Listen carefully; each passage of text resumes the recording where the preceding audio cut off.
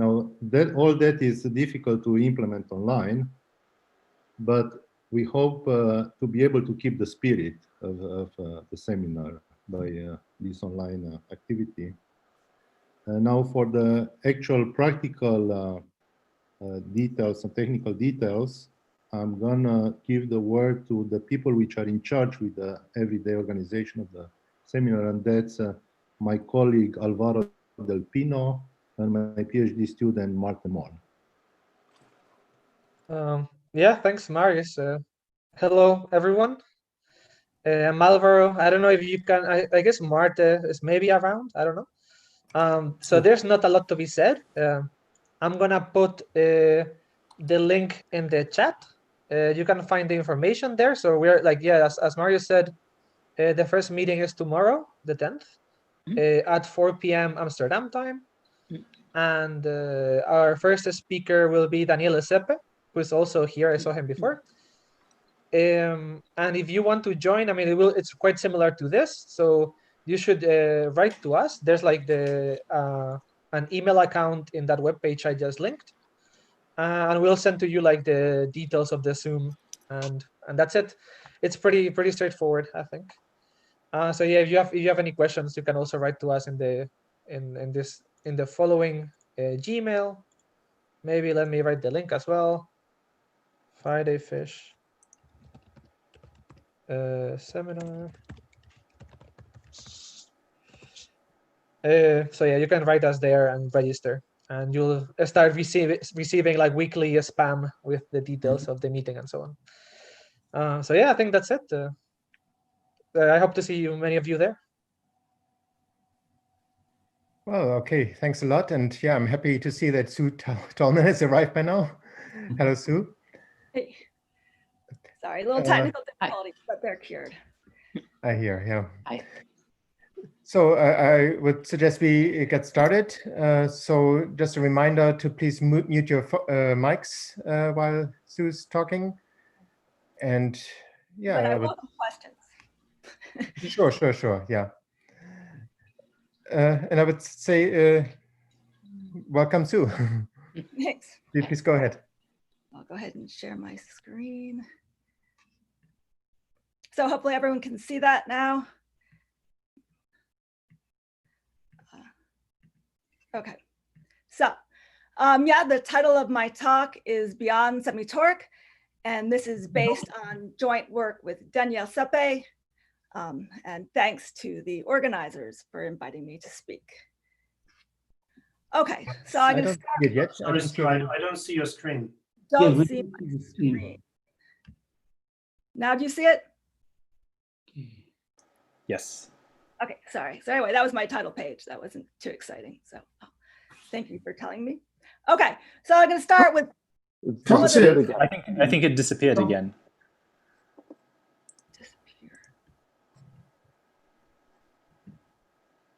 Now you can see it again. Now we can see it. Yeah. Now it's good. Okay. So some of this will be review to many of you, but I want to make sure we're all using the same terminology. So I'm going to start by defining an integral system. So this is just a 2n dimensional symplectic manifold, M omega. And we have a function, f, and I'm going to call the components little f1 through little fn, on M with the condition that they pairwise Poisson commute, and so that the function f is regular on a dense set. And of course, the first thing means, at least in the compact case, that they'll be inducing an Rn action. And we can honestly use that if you prefer. So there's some examples. There's many, many examples, of course, but here are some very simple ones. We can have M be C, and our function can be just the imaginary part of Z. So here, this just means if I take x plus iy, sorry, x plus the square root of -1 y, I'm going to just send that to y. We're going to call that the regular case. It is regular. We can have m equals c, and f of z is the norm of z squared. We're calling that elliptic. M equals c, and f of z is the imaginary part of the z squared. That's hyperbolic. Or we can have m equals c2, and now we need two components, and the first will be the norm of x squared minus the norm of y squared, and the second component will be the imaginary part of xy. That's focus, focus. And of course, there's many others, but in particular, I want to name for any product of the first two examples. So they could be all regular, all elliptic, or any mixture, I don't care. And I will call that toric, just to have a convenient name. I'm doing something a little non-standard. If you see, I'm basically using the standard symplectic form on C, sorry, but I've multiplied it by 2 because I hate factors of a half. Anyway, so if I'm missing halves, that's where I hit it. Okay, great. So these are more or less the standard names. Okay, so I want to define a semitoric. My title was beyond semitoric, so I better start with semitoric. And a 4-dimensional integrable system, m omega f. And now I'm going to label the first component as phi and the second as g, is semitoric if, first of all, the first component generates an S1 action. And also, every point either has toric type or it has focus, focus type. So here, 2 points with isomorphic neighborhoods, I'm going to say that they have the same type.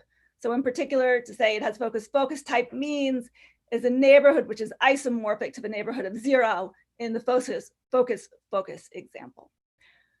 So this is not the way these are typically defined, but it agrees with the usual definition by work of a lot of people. So Eliasson, Munach, Washu, Chaperon, and Miranda and Zung. So except for the whole issue of compactness, sometimes people throw that in, or properness, but anyway, mine doesn't have that. Which basically, the standard definition is infinitesimal and it's much easier to check, but this definition will be easier for us to work with. So we're going with that. And I also want to say what it means to be toric. An integrable system is toric if the function generates an, oh, I'm sorry, that should be S1 to the N, I apologize. If it generates an S1 to the N action. And in this case, every point has toric type. Okay. Any questions? This is pretty standard. Okay, so I want to review. Focus, focus type. I'm sorry. What? Can you recall focus, focus type because it was. Focus, focus type is, it means that it has a neighborhood. The point has a neighborhood which is isomorphic to a neighborhood of this example. So M is C2 and F has 2 components, and the first one is x squared minus y squared. And you notice that this is generating a circle action with weights 1 and minus 1. And then the second component is the imaginary part of xy. And this is a different coordinate system than people usually write the focus, focus type, but it just differs by a linear transformation from the standard way. So this way works out better for my purposes. I'm sure the other way works out better for other purposes. Okay, did that answer your question? Any? Right, so it's a specific example, and the focus, focus example is going to become very important. We'll be seeing this later. Okay, so I want to review some theorems. Really, I'm only going to actually review one theorem, which is by Munach, which is if we have a compact semitoric system, then all the fibers are connected. So that's really the sort of the first, and that's really gets you started understanding semitoric systems. But of course, there are many further results. So I apologize for those people out, but first of all, there's really a complete classification that's quite satisfactory due to Palaio, Munach, and then some work by Palmer, Palaio, and Tang. There also are minimal models. So you sort of blow down by Kane, Palmer, and Palaio. And there's also been significant progress in quantization by LeBlanc, Palaio, and Munach. And I'm not going to say too much about any of those, but I just want to say there's a lot that's known about these systems. So I want to talk a little bit about the pros and cons about semitoric systems. So first of all, the pros are that, as you can see from the results above, these are well understood. So we can really say a lot about what's happening in this case. It's a really good understanding.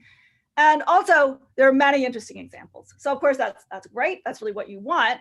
But the con is we really would like some more examples. So it includes a lot of great examples, but as mathematicians, we're never satisfied. We'd always like to expand it more. And so what I'll be talking about for the rest of today is how to go beyond this to sort of more general systems. So it's a good place to ask for questions. Are there any questions? Okay, so I want to talk a little bit more actually about why I feel there's not enough examples. And I think the best way to do this is show you some examples we do have. So the first example is very simple. So let M just be S2 cross S2 with the product symplectic form. And let phi be the moment map for rotating the first component. So the first copy of S2, we can always rotate the first and leave the second one fixed. And if we do this, of course, we get a manifold with two fixed spheres, just corresponding to the north and south pole of the rotating sphere.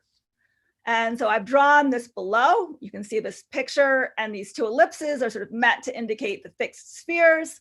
And here we have their moment map to R, and you just see that they map to different points. One is a maximum and one's a minimum.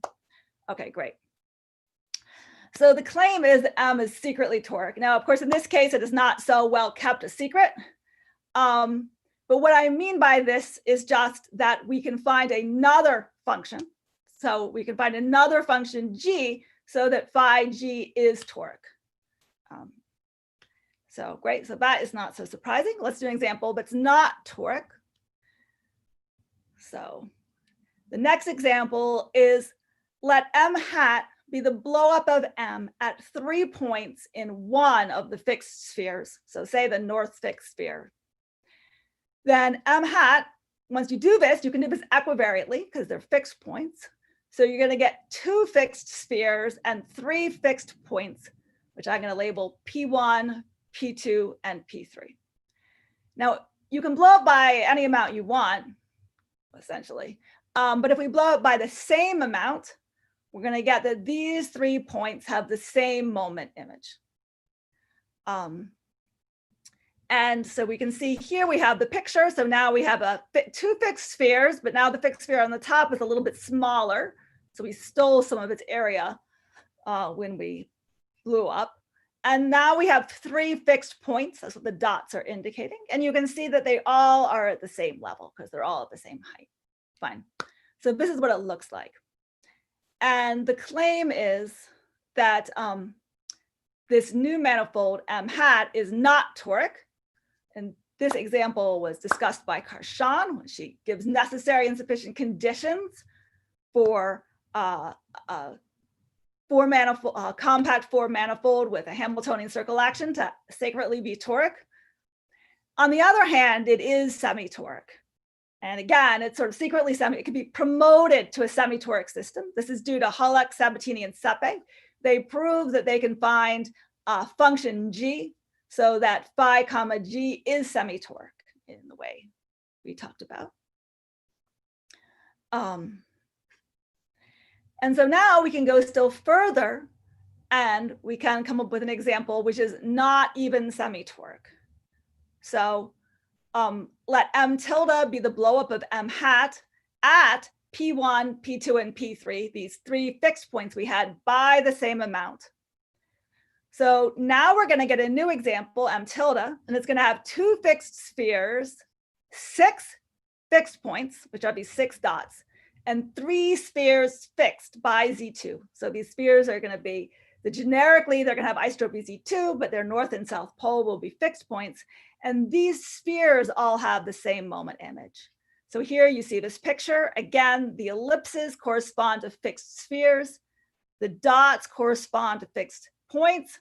And these 3 lines correspond to points with Z2 isotropy. And the claim here, which is due to Holak, Sabatini, Sepe, and Symington, is that M tilde is not semitoric.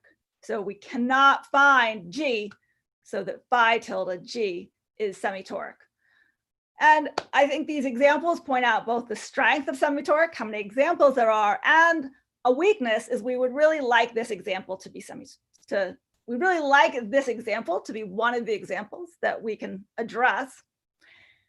And in particular, we would actually like to be able to address all circle actions on four manifolds as long as all the fixed components are either points or spheres. So if they're surfaces of higher genus, we know that we can't.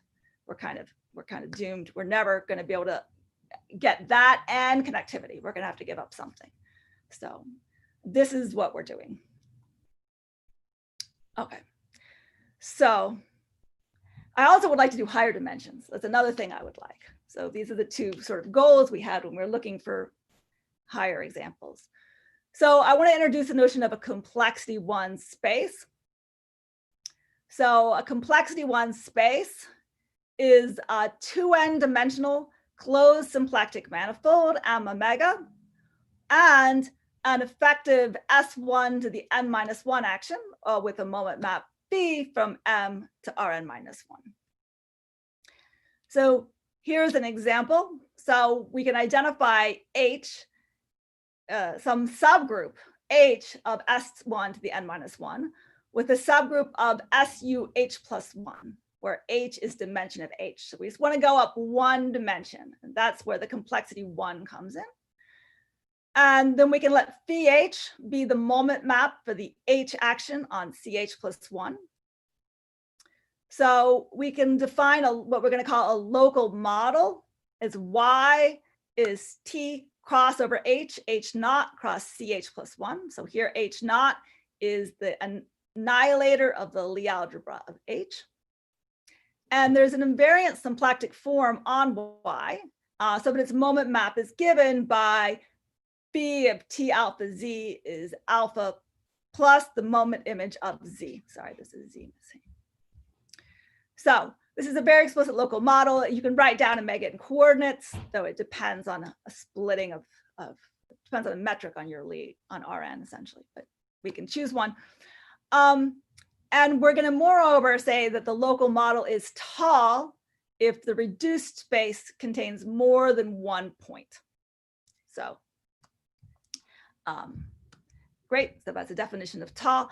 And the reason we call these local models is that by equivariant Darboux, every orbit has a neighborhood which is isomorphic to a neighborhood of T00 in some local model Y. So we can always find a local model which looks locally like our orbit in our manifold, which is why they're called local models. Okay, great. So this is, again, pretty standard. This is just equivariant Darboux. But now I want to introduce a new term, which is called defining polynomials. So the claim is that, remember, being tall just means the reduced space is not a point. And if it is tall, then we can find an H+1 tuple of non-negative integers, Xi, and then we can define something we call the defining polynomial. So technically, this is not quite a polynomial because we're not on a vector space, but we'll treat things that look like this as polynomials and refer to them. And we descend T eta Z to just the product over all I of Zi to the Xi. So this is really a polynomial on the CH+1, because an honest polynomial on CH+1, and we just think of it as a polynomial on Y.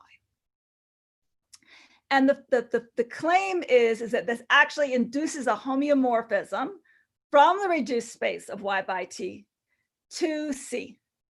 And we're going to say that this polynomial P has degree n, which is just the sum of the Xi. So it's the normal notion of degree of a polynomial. So let's give some examples. For instance, if we could have Y being C2, we could have the circle act on C2 by lambda dot xy is lambda px, comma lambda minus qy for pq greater than 0. Then our moment map is just going to be send xy to px squared minus qy squared. And the defining polynomial is just going to be x to the q, y to the p. So first, I just want you to take a second to see that this polynomial is invariant under the action. And you can see this because if you multiply x by lambda to the p, then you're going to x to the q is going to be multiplied by lambda to the pq. And if you multiply y by lambda to the minus q, then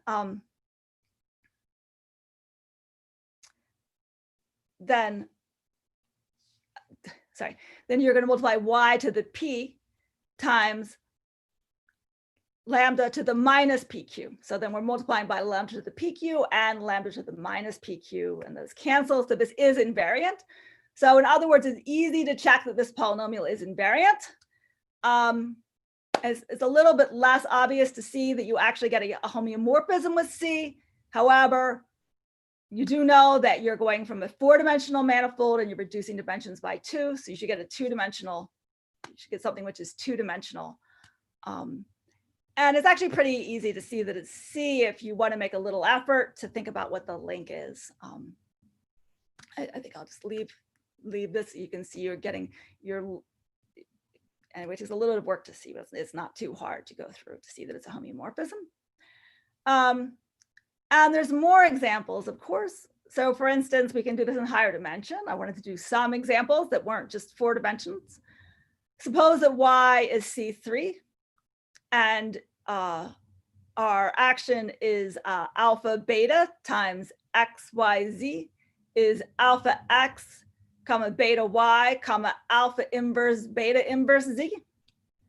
Then we're going to get phi of xyz is the norm of x squared minus y squared, comma the norm of x squared minus z squared. Yeah, anyway, I think I maybe didn't quite do this right. But in any case, p of xyz, the defining polynomial, is just the product of xyz. And you can see that if, again, x is multiplied by alpha, y is multiplied by beta, and z is multiplied by alpha inverse beta inverse. So we multiply those all together and they all cancel out and we get an invariant polynomial.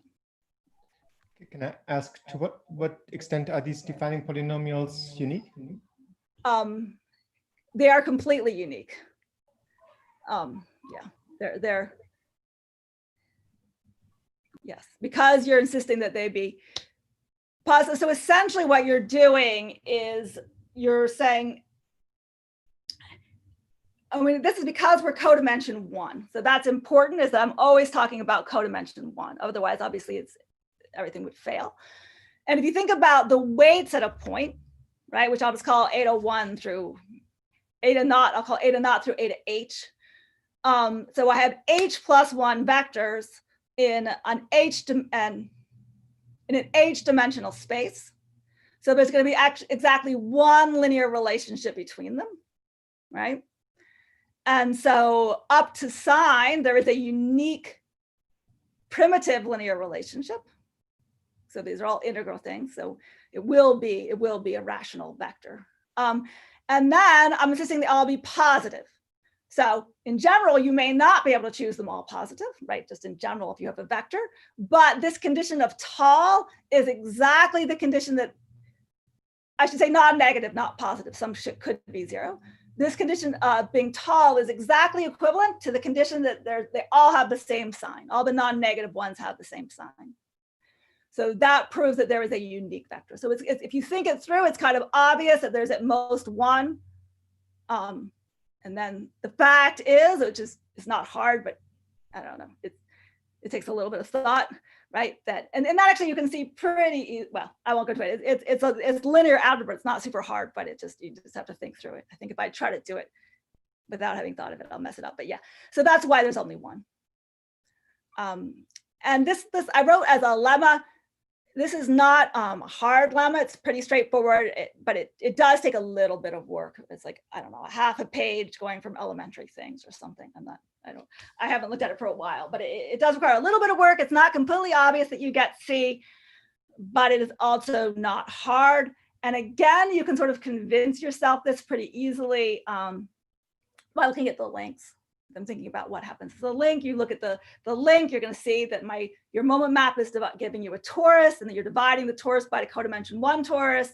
So you're going to get a circle, and so now you got a link on a circle, and that's basically the argument. In fact, this map is a diffeomorphism away from 0, but essentially always it messes up the smooth structure at 0. The only exception is if P of Z is just one of the components of Z, which is possible, but is not that interesting a case. Yeah, good question. Any other questions? Okay. So these are important, and remember, so the important thing is we have a homeomorphism from our quotient to C. That's the important thing to remember. Okay. So now we're going to look at the notion of what does it mean to be an ephemeral point. And I should point out for those of you whose language did not come from Latin, that ephemeral is an English word, and it basically means short-lived, like a mayfly, something which is here and disappears very quickly. That's the English meaning of ephemeral. Okay. So now let's say we have a t invariant function g on our model y, and we still want y to be tall. And I'm just going to let p be the 0.100, just shorthand for essentially the origin. So now given any integer L, which is non-negative, I'm going to let T sup L sub P of G be the degree L Taylor polynomial of G at P. So here I'm cheating a little bit again. So if I honestly have a vector space, if my model is just Cn, then my totally makes sense to talk about the Taylor polynomial. But even if it doesn't, even if it's not, then it's of the form, remember, our y was T cross over H, H not cross C. So it was just some vector space cross T over H. And we have a T invariant function, which means that for all practical purposes, we really just have a function on H naught cross C to the H plus 1, which is H invariant. So we take the Taylor polynomial of that function, and then we just extend it over the whole model. And so it's a little bit of an abusive notation, but again, we're just going to call this the Taylor polynomial. So the Taylor polynomial is also T invariant. So this induces a function, which we're going to call T sup L sub P of G bar, from the quotient to R. So we're always going to use bars whenever we're looking at, whenever we're letting a function induce a function on the reduced space. Okay, great. So we want to say, what does it mean for P to be an ephemeral critical point of G? So first of all, we're going to insist that n be bigger than 1. So here n is the degree of the defining polynomial. If we're over the interior, this is exactly the same as insisting that our point not be free. We want to be looking at points with some stabilizer. And our first condition we have is that we want this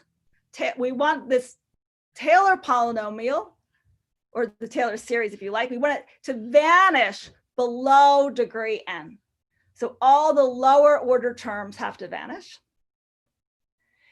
And then we want the order n term to not vanish. So we want n to be the lowest term that doesn't vanish.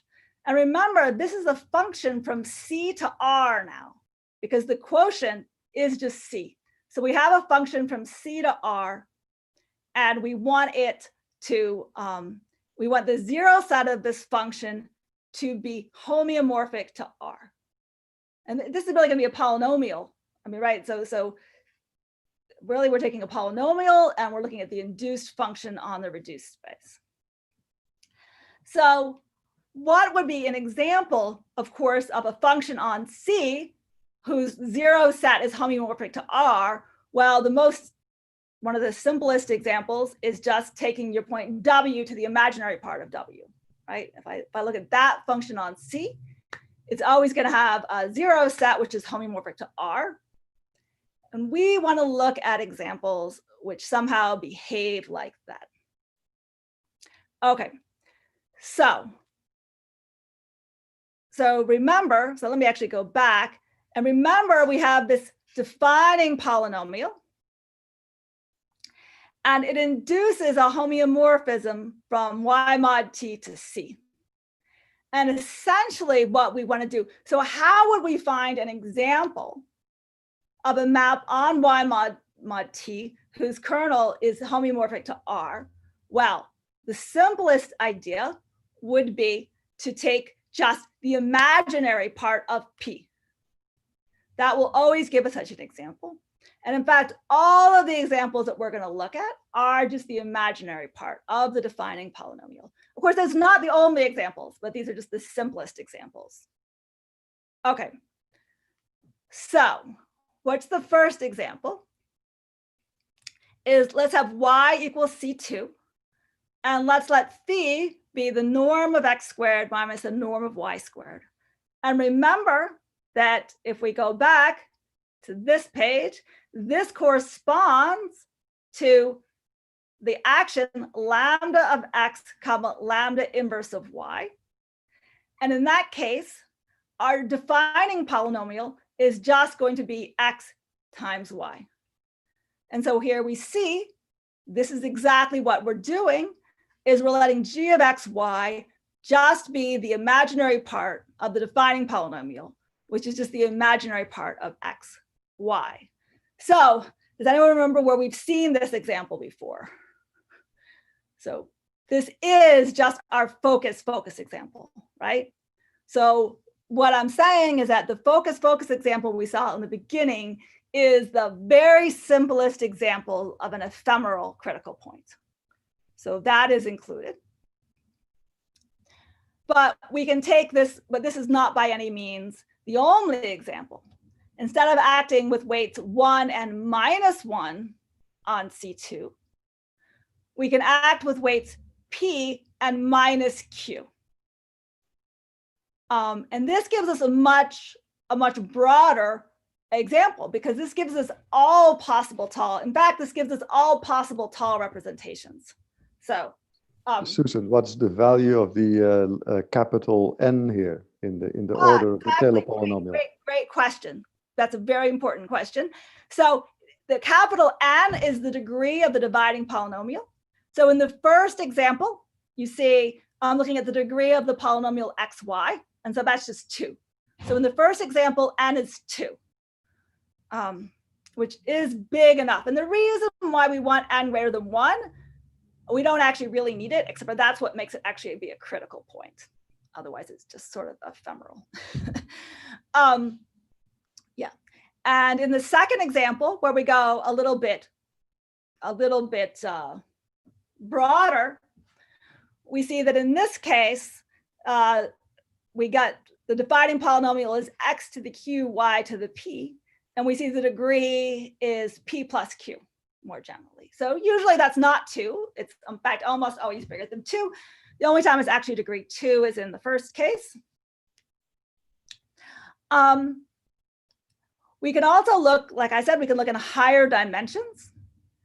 So we can look at the example we looked at before, where we have a T2 acting on C3 and then we get the moment map x squared minus y squared, x squared minus z squared. And in this case, if you look, you remember that the defining polynomial was xyz. And so here again, we're just taking the imaginary part of the defining polynomial. And here we see that we get degree 3.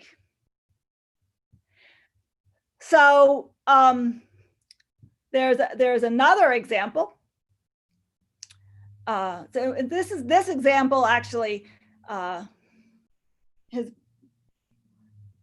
kind of appeared in mathematical physics in some places. I think I'm maybe not qualified to talk about that, but this is an example that people have studied. And here's another example that people have studied in physics, sort of fractional monodromy, which is that we've been looking only at the case of vector spaces, but we can look also at more complicated models. So if you have points with Z2 isotropy, then their model is going to look like S1 cross over Z2, C cross R, where here the Z2 is acting on C by setting Z to minus Z and is acting trivially on R. In this case, the moment map is very easy. We just send lambda Z alpha to alpha. And you can figure out what the defining polynomial in this case is. So what you want is you want a polynomial on C, which is invariant under Z2. And it's easy to see that Z2, the polynomial that sends Z to Z2 is the natural, simplest invariant polynomial. And so that is the defining polynomial. And in this case, you could actually, it's pretty easy to see that Y mod T is homeomorphic to C. And we're just going to take the imaginary part of C2. And so notice that we have two examples. And actually, this example is also familiar, though it's a little bit harder to see. But this MZ2 is familiar from the hyperbolic example.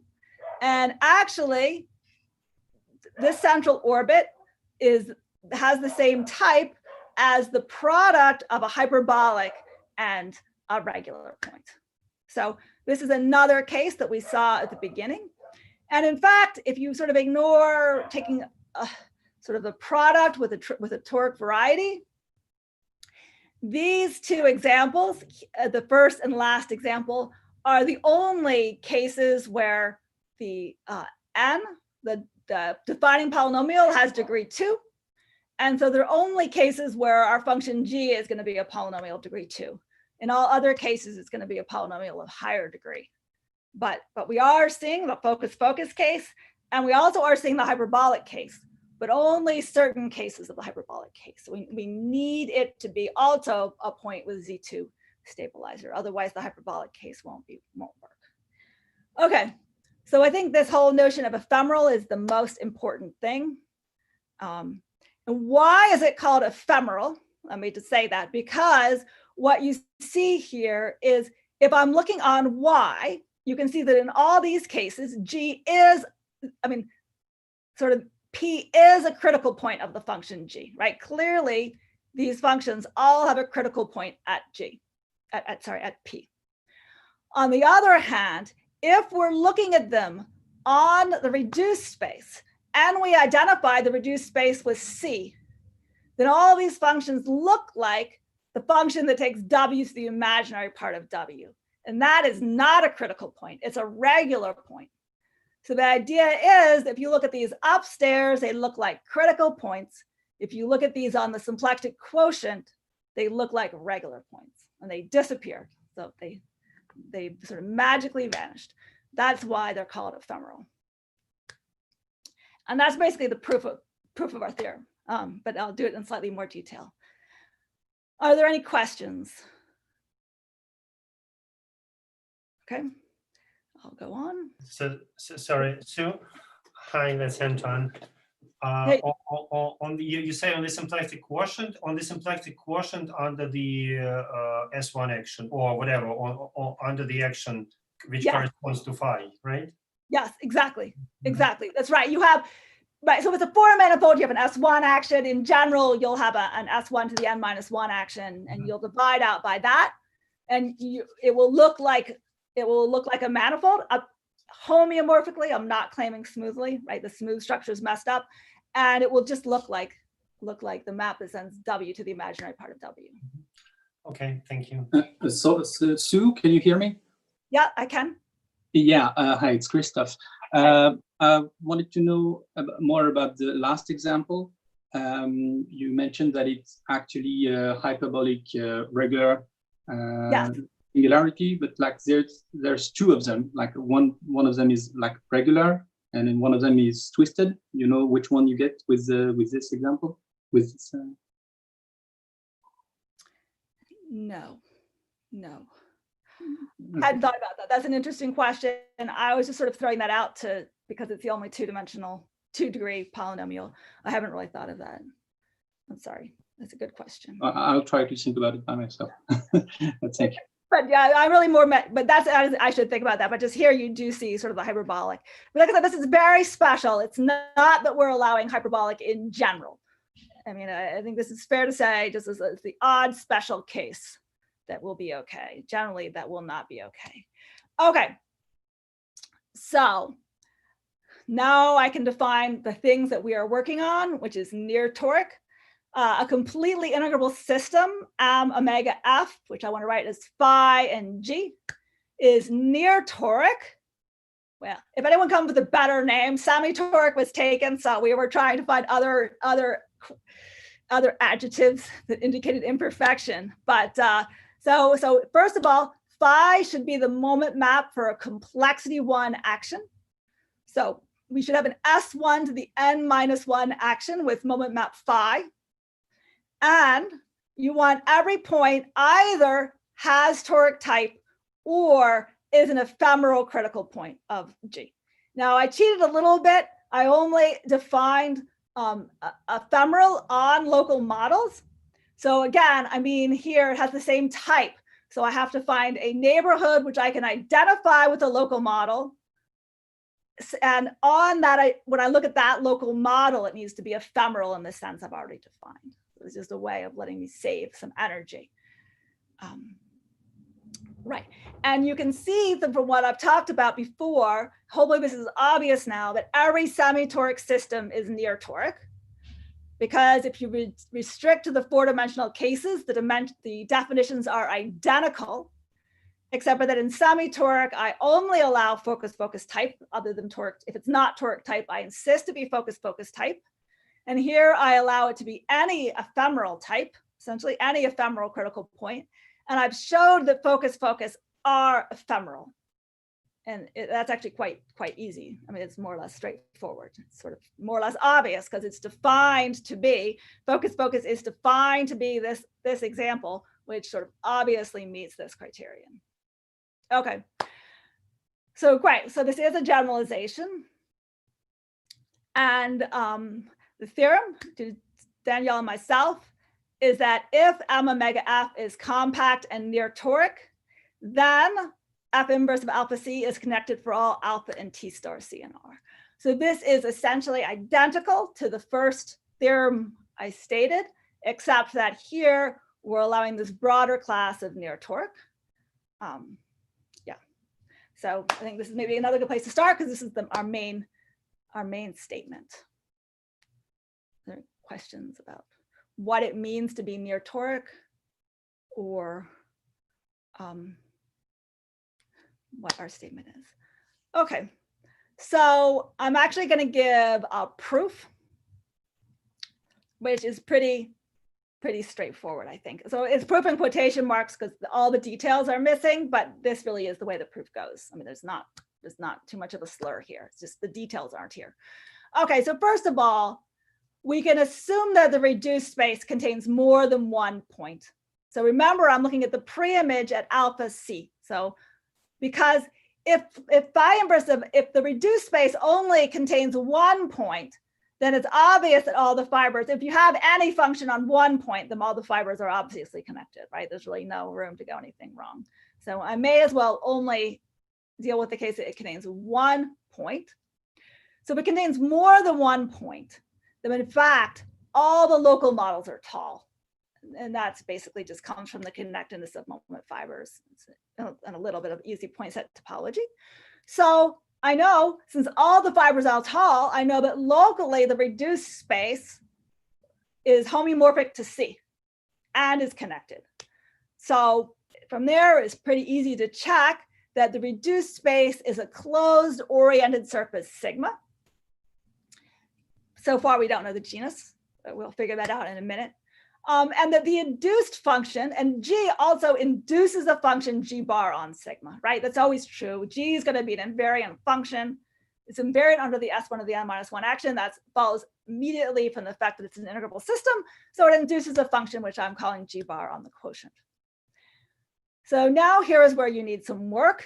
Is the fact is that you can put sigma, generally speaking, is not smooth if you take the natural structure. It's sort of a natural structure where you take invariant functions and you restrict them, that does not give you a smooth structure in general. However, you can choose a smooth structure on sigma so that G bar is a Morse function. If you do this, then the orbits of toric type either become regular points or they become critical points. And if they're critical points, they must be points of index 0 or 2. And this is actually not too hard to think about. If you think about it, it's always going to be a minimum or a maximum if G is critical at all. Or if G is not critical, that's great, you get a regular point.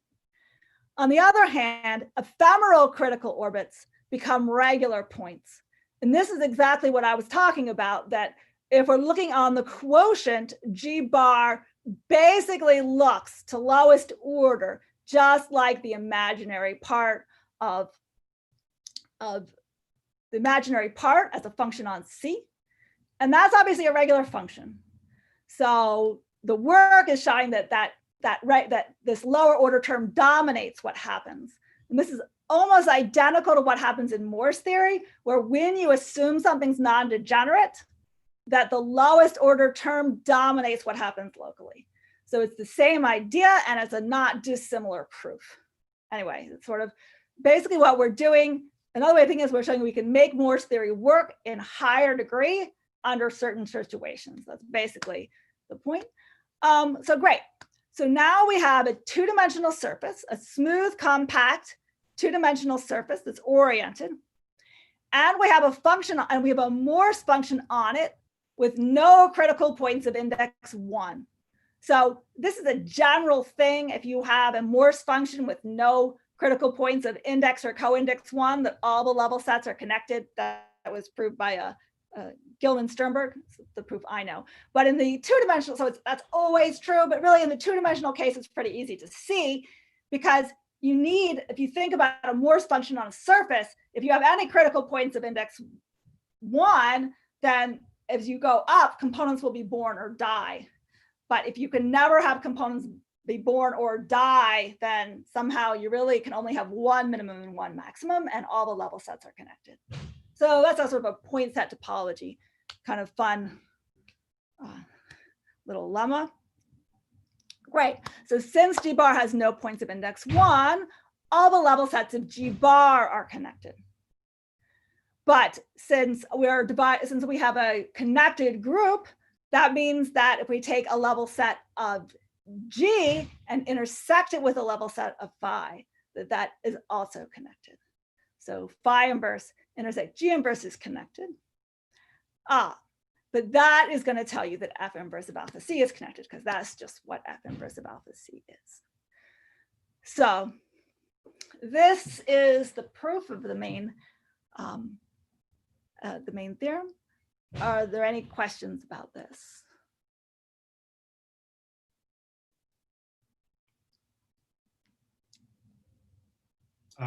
Yeah, I have perhaps a naive question.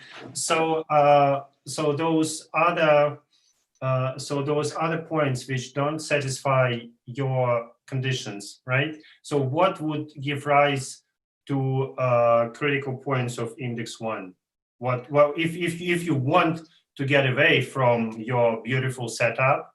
Yes. So, well, the very simplest stupid thing I can tell you is, suppose that we're working on a two-dimensional manifold, right? Okay, that's already been done. I'm not saying we're doing anything interesting in that case, but let's think about that. Mm-hmm. Well, what do critical points of index 1 look like? They look like the functions x squared minus y squared. Or alternatively, it's real, I can think of it as the imaginary part of z squared. Why not? I mean, sure. Mm-hmm. Right? So that is a hyperbolic. Mm-hmm. So, it's a non-degenerate hyperbolic point. And those in general give you index 1, which are bad.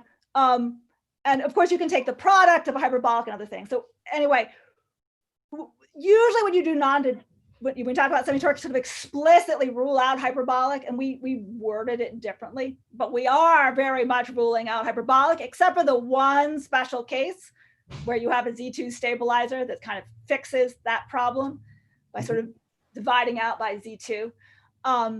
right? So that would be an example which is bad. And of course, in theory, though, that's not the only bad thing. Is you could have some sort of crazy stuff. It's just like Morse theory failed. Like it'd be like your function could not be Morse, basically. Mm-hmm. And there's nothing that forces every function to be Morse, right? Mm-hmm. I mean, there's plenty of pathological things. And like I said, the whole point of Morse theory is you insist that the derivatives be zero below a certain point and sort of non-degenerate, like sort of maximally nice on a higher point, on the higher level. And this is sort of the same thing, where we're insisting that all derivatives vanish up to a certain point and that they sort of be like maximally nice beyond that point. So anyway, like I said, I think really what we're doing can really be seen as Morse theory. So those would be two examples of things that can go wrong. Okay, thank you. Sure. Other questions? Okay, so while I'm here, I'm going to give a bonus proof of these theorems that were due to already proved by other people, but I think it's just a nice way of seeing what's going on there. And it's also going to explain why I'm hopeful. Well, we obviously do have, in some sense, many more examples, but I'm hopeful that it really will be quite a big set of examples. Okay, so here's the bonus proof.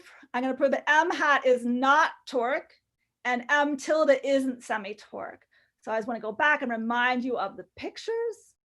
So here we have M hat that had 3 fixed points that map to the same point. I may not have said this explicitly, I should have, but these points all have weights -1 + 1. So these are nice points. These have the -1 + 1, which is exactly what you see in the focus case. And these are 6 points, and these have fixed point like -1 + 2. So these are different. They're not as nice. So going back to our examples, we see that in M hat, they all come into this nice first case, which is the focus, which is allowed in semitoric.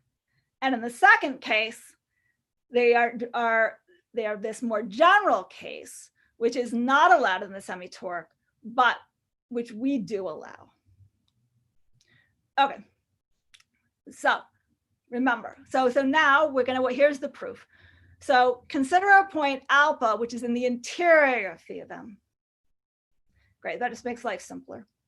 So since G bar has no points of index 1, it has 2 critical points, right? So we talked about this. If you have a Morse function with no points of index 1, well, it obviously has to have a minimum and maximum, because that's always true. So it always has to have 2 critical points. But in fact, it can't have more. Because if you had another one, you'd have, like, you had 2 minima, at some point you'd have 2 components, and you'd need a point of index 1 to sort of glue them together, but you don't have that. So again, this is part of what Atiyah and Gilman proved. If you have a Morse function with no points of index or co-index 1, it has to have exactly 2 critical points. And what this means is you can look at which points end up being critical points and which points end up being regular points. And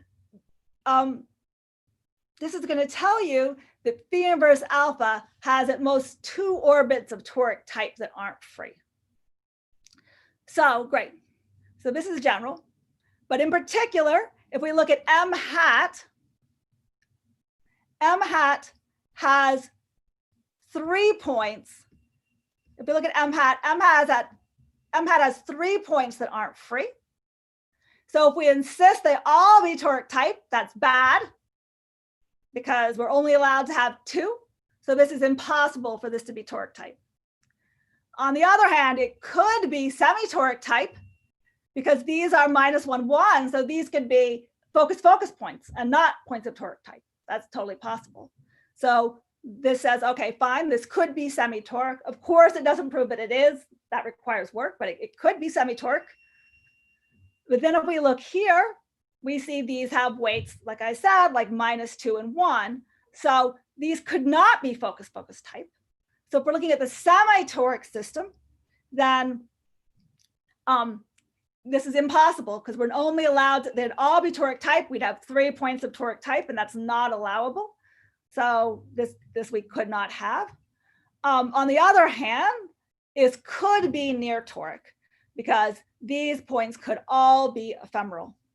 We wouldn't have to have any points of, we wouldn't have to have any non-free points of toric type. Okay, great. So that sort of proves that, and also explains why we're hoping that we have a lot more. What we're doing is this allows many more types of points to sort of be tricky and fit in the middle, where they're not the minimum or the maximum. So let me just go through a couple of additional claims. So Christophe already studied these, but I just want to point out that this includes the case where you have a higher dimensional integrable system, so that phi is still the moment map of a complexity 1 action. But now we're going to insist that every critical point of F is non-degenerate with no hyperbolic blocks. So I know I haven't defined this, but anyway, this is a generalization of semitoric that's been looked at before, and like I said, studied by Chris. These are examples of near toric. So that requires a little bit of proof, but it's not terribly hard. We also showed that there's a coordinate-free definition of ephemeral. So our definition was very like using a local model, but you can define it without coordinates using jets. Sorry, doesn't depend on choices. And this is easier to check and shows it doesn't depend on our choices. Another fact is that I insisted it be compact, but we really don't need this. Our main theorem holds whenever phi is proper, and you really only need to be proper to an open convex set. So you can relax it in sort of the standard way. And finally, I would like to end with a question. So let's say you have a complexity 1 space of genus 0. So what that means is the reduced spaces are all spheres, or if you like, none of the fixed components are surfaces of higher genus. So in this case, if you have a complexity 1 space of genus 0, is it always a near toric system? And I don't know, but my hope is the answer is yes, because we certainly can't prove that it isn't, but it's just maybe a lame basis for hope. But I actually think that that probably is true. Okay, I think that's it. Oh, thanks a lot. It's always good to know that there's room for hope.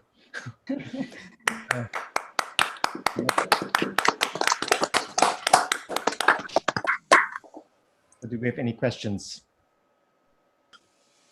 Yes, it's Lisa. Hi. Jeffrey, you said that it's not possible to, in dimension 4, it's not possible to have a situation where the critical sets are 2 manifolds of genus higher than 0. I'm sorry, it's not. Or you can't treat that case. Why not? Yes. So that certainly is possible. So it is a general fact that if you have a complexity 1 action, then all the reduced spaces have the same genus, and any non-isolated fixed point is a surface of that genus. So that's just a general fact. So we can talk about the genus of a complexity 1 space. But then let's ask your question. And again, let's go to the simple case. So in this business, sort of the moral in my mind is that you can always just work on the reduced spaces. So you can always work in 2 dimensions. So let's work on a 2-dimensional example, right? So just, hey, the sphere of genus 2, say, is a perfectly good example. And the question is there a function? Is there a function on a surface of genus 2 so that all the fibers are connected? And the answer is there certainly is not a Morse function with that property. Okay, you can obviously do like the 0. I mean, you can do like the trivial thing, like just assign it all to a point. Let's say, is there a Morse function with that property? And the answer is no, there can't be, right? Because the genus is 2, it must have at least 4 points of index 1. And each one of those is going to give birth to additional components in the fiber, right? So okay, yeah. And the exact same argument works more generally, right? You can prove you can't do it in any dimension for complexity 1 actions, but that is the proof, and that really is the reason.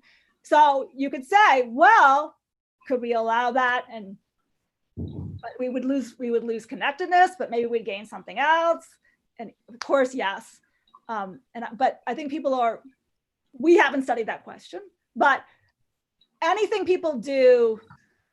So our basic thing really is to let go of non-degeneracy in some sense, right? This assumption that only things are degree 2. And what I would argue is that in some philosophical, hopeful sense, anything people can do where they allow hyperbolic points back in, like you won't have connectedness, but that doesn't mean you can't have good, interesting theorems, right? They're going to be somewhat different. That it's very reasonable to hope we can carry those over to this case at all as well. But we started with connectedness because anyway, it's a nice, simple place to start. Does that answer your question? Yes, thanks a lot. Any other questions? I don't see you raised hands. Yeah, I have a question. Yeah. So you mentioned those elaborate classifications in the semitoric case.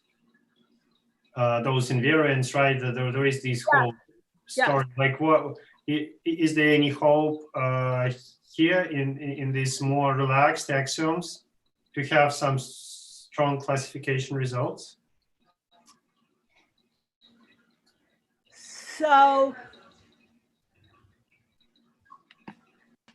I believe the answer is yes, except that you may have to adjust your notion of isomorphism to accept slightly less information.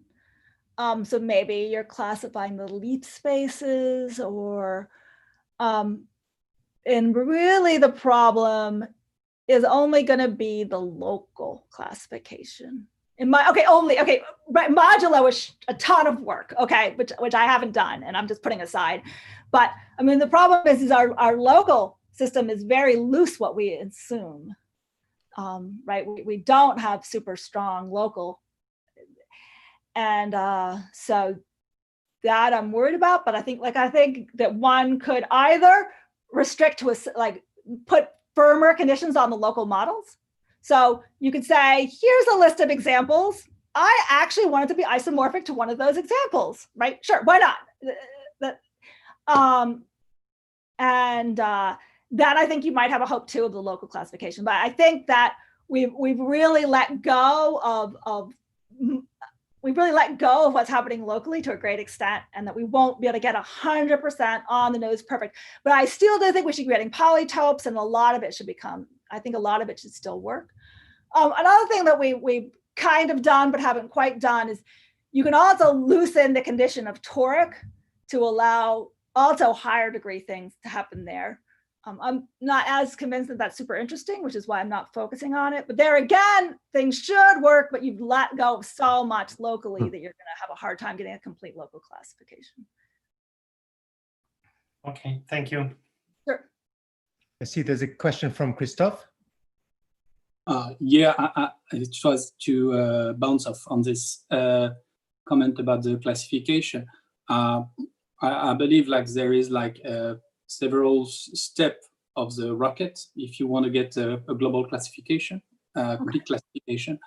First, you need to have actually a very good understanding of the local model of the singularity. And I believe, because here with your example of ephemeral critical points, we are going into the realm of degenerate singularities. Yeah. But I believe Alexei Bolsinov has made some recent progress into this direction. And in particular, he showed that there is only, I believe, somehow if you complexify exactly the way you do, if you complexify your singularity, then you only obtain one very simple argument, one very simple invariance that classify your singularity at the local level. Well, it's a bit fuzzy for me, but there is some very good work in this direction. But the problem is then you need to have the intermediate state when you understand the whole foliation. So it's at the semi-global level, and once you get the thing at the semi-global level, then you get the whole global theory, and then you have to play with all the Zung's machinery and whatever. And here exactly you're right, the question of global action coming into play, because connectedness of the fiber, because they usually actually come into play together, and they're necessary at some point if you want to know that your the object that you obtain, in particular the image of the moment map, is how good is it as an object in your recipe for the classification? What exactly does it give you? Yeah, okay, no, that's interesting. Thanks. Maybe I'll write you some time to get that in writing, because we have thought a little bit about the global classification, but really we haven't. I mean, you know, we haven't. I don't want to say we've made any real progress towards it. We just sort of thought about some of these issues, and I think, like I said, I think it's doable. But yeah, maybe I'll have to borrow that local thing. There's definitely locally it's hard, but maybe it's been done. Maybe one quick question just for educational purposes. I mean, purpose of my education.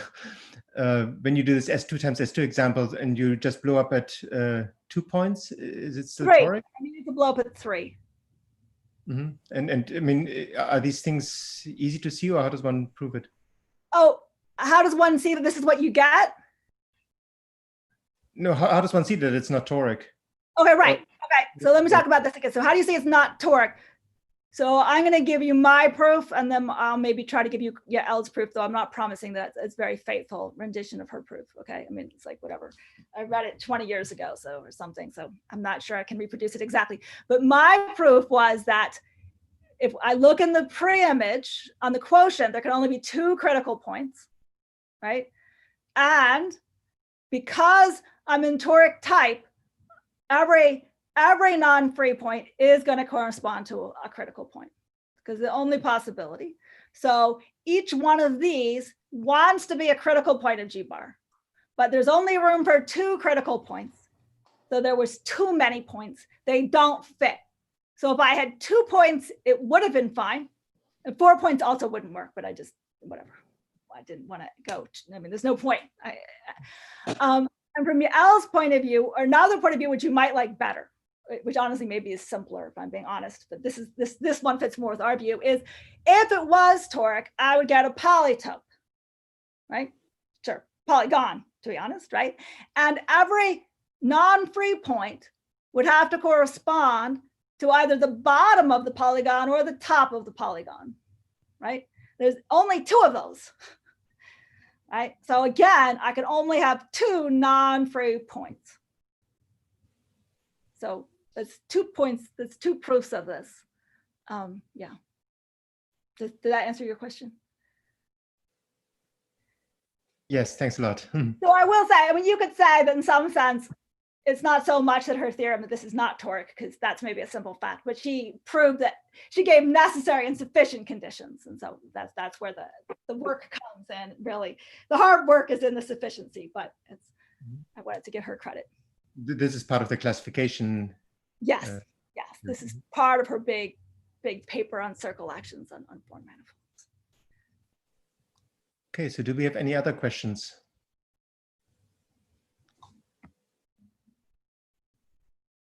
Some questions in chat, whether you could put your slides in the chat. Yes. You could post your slides. I think I'll unshare and then I will. You could also send them to me and I'll post them on the website, as I usually do. Maybe that would actually be easier if that's okay. I'm not at my usual computer. And, yeah. But I'm okay, thanks. Thanks a lot. I'm happy to do that. And I would say if there are no other questions, we should just thank Sue again for a very exciting talk.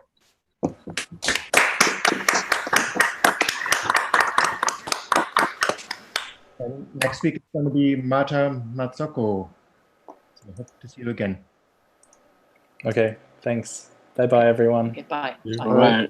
Bye. Thanks.